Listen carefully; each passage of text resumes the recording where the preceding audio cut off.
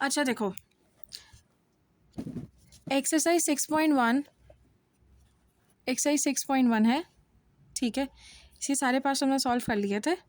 मैं तुम्हें last question भी तुमने आई गेस कर लिया होगा अगर टीचर ने कराया, बिकॉज ये बहुत अहम क्वेश्चन है। लास्ट क्वेश्चन तुमने नहीं किया, मैं तुम्हें वो एक्सप्लेन कर रही हूँ, ठीक है। अच्छा, एक्सरसाइज 6.1 क्वेश्चन नंबर 5। हमारे पास 6.1 क्वेश्चन नंबर 5 के अंदर जब हम 6.1 को देखते हैं तो 6.1 के अंदर हमारे पास लीनियर इक्वेशंस हैं, ठीक है। लीनियर इक्वेशंस कौन सी होती हैं? जिनकी एक्स की पावर 1 होती है, सब सारी लीनियर इक्वेशंस हैं। हमने ग्राफ वाले चैप्टर में भी लीनियर इक्वेशन सॉल्व की थी, ठीक है। क्वेश्चन नंबर 5 थोड़ा सा डिफरेंट है, डिफ़िकल्ट नहीं है, डिफरेंट है। पहचान लेते हैं कि कैसे डिफरेंट है। देखो, उन्होंने कहा है फाइंड द सॉल्यूशन सेट, सही है, find the solution set of the following equations and also verify the answer. वो क्या कह रहे हैं? सॉल्यूशन सेट निकालो। अगर आपको याद हो, सॉल्यूशन सेट हमने ग्राफ में निकाला था और ग्राफ से पहले हमने सेट्स में निकाला था। तो सॉल्यूशन सेट बहुत सारी जगहों पे निकल सकता है, सही है। सॉल्यूशन सेट बहुत सारी जगहों पे निकलता है, सही है। लेकिन उसने कहा है find a solution set here, यानी कि इसमें इसको सॉल्व करके एक सॉल्यूशन सेट निकालना है, वेरीफाई भी करना है। क्या होगा? गौर से देखो, मैं सवाल ही सॉल्व कर रही हूँ यहाँ पे। जैसे कि पहला सवाल, पहला पार्ट ले लेती हूँ। इसमें लिखा हुआ है 6 + √x = 7। अब यहाँ मुझे x की वैल्यू निकालनी है। जो x की वैल्यू आएगी वो उसका सॉल्यूशन सेट कहलाएगा। यहाँ मैंने √x किया, 6 को उधर भेजा, 7 - 6 हो गया, √x = 1 हो गया। लेकिन क्या x की वैल्यू आ गई? नहीं आई। क्यों? इसके ऊपर अंडर रूट है, यानी स्क्वायर रूट है। जब स्क्वायर रूट है तो मैं यहाँ क्या करूँगी? स्क्वायर ले लूँगी, सही है। क्यों? क्योंकि अगर इसको नज़र आ रहा हो तुम्हें, एक्स को हम, ये अगर अंडर रूट है तो 1/2 है ना इसकी पावर, अगर मैं इसको स्क्वायर ले लेती हूँ तो ये कैंसिल होकर पावर 1 रह जाएगी।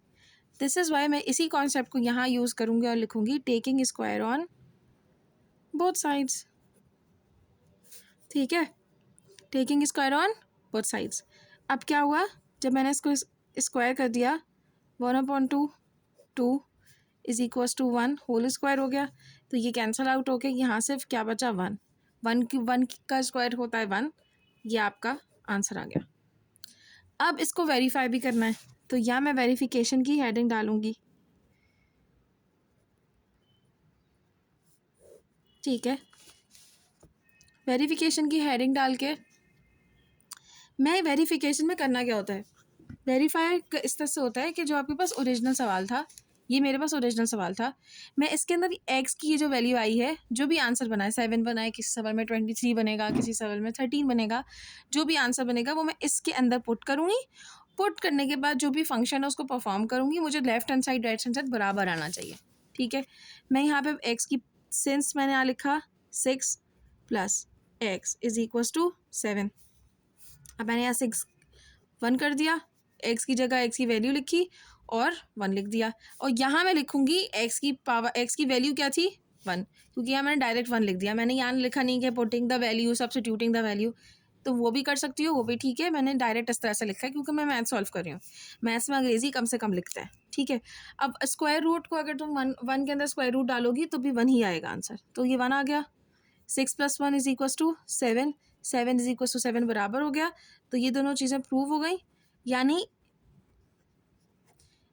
कि ये वेरीफाइड हो गया कि ये जो x की वैल्यू निकल कर आई है ये ठीक है, और इसके अंदर ये चीज़ प्रूफ हो गई। अगर ये दोनों बराबर नहीं आते, अगर ये ग्रेटर देन आ जाता या लेस देन आ जाता, तो इसका ये मतलब होता कि ये वेरीफाइड नहीं होता। तो फिर हम यहाँ लिखते हैंस प्रूफ नहीं लिखेंगे, हम यहाँ लिखेंगे हैंस वेरीफाइड,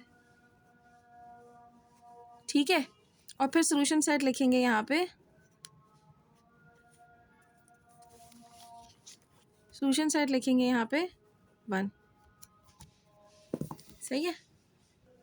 अब मैं चेक कर रही हूँ कि मेरे पास सोल्यूशन सेट जो पीछे आंसर दिए हैं बुक में, वो उसमें वही सोल्यूशन सेट दिया हुआ है या नहीं दिया हुआ,